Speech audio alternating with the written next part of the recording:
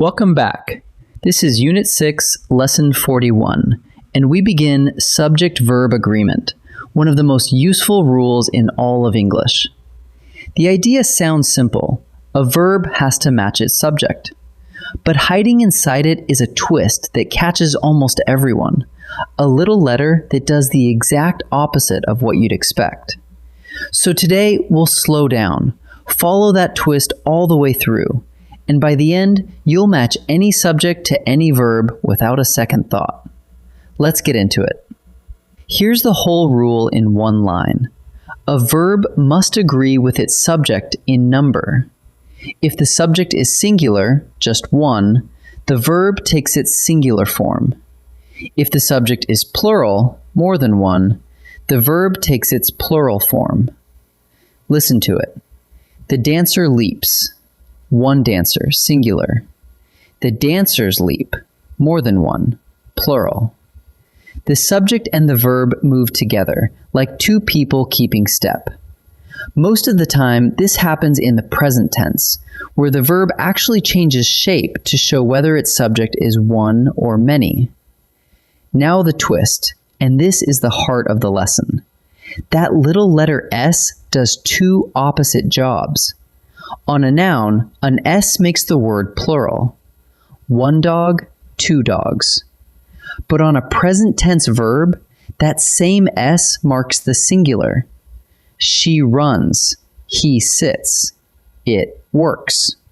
Same letter, opposite meaning. So watch what happens across a sentence. The S tends to land on one word or the other, but almost never on both. The wolf howls. The S is on the verb, so the subject is singular. The wolves howl. Now the S jumped to the noun, and the verb goes bare. One S hopping from side to side. Some verbs don't just add an S, they switch to a whole new word. The most important is the verb be, and it's special because it changes in both the present and the past.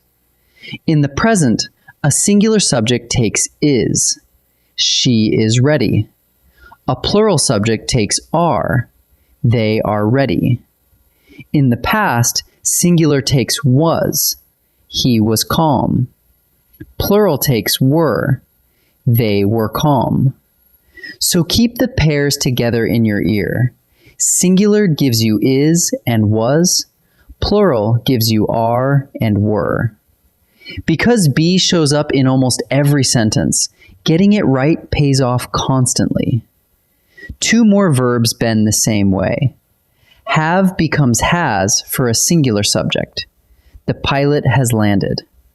For a plural subject, it stays have. The pilots have landed. And do becomes does for the singular. It does matter. For the plural, it stays do. They do matter. Here's the key thing.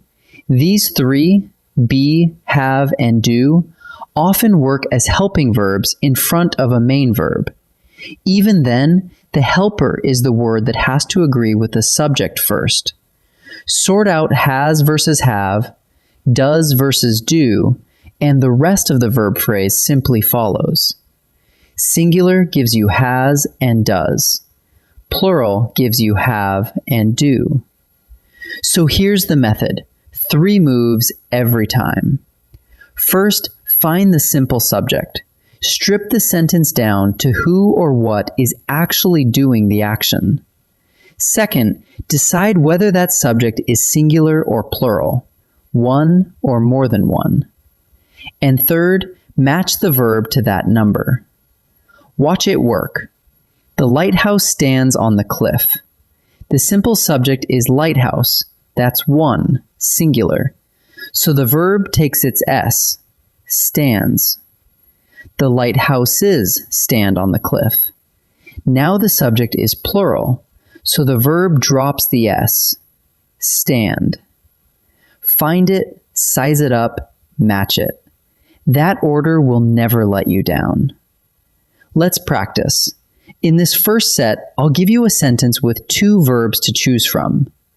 Find the simple subject, Decide if it's singular or plural, then pick the verb that agrees. Pause and choose before I reveal each answer. The architect blank the tower each morning. The simple subject is architect. That's just one, singular.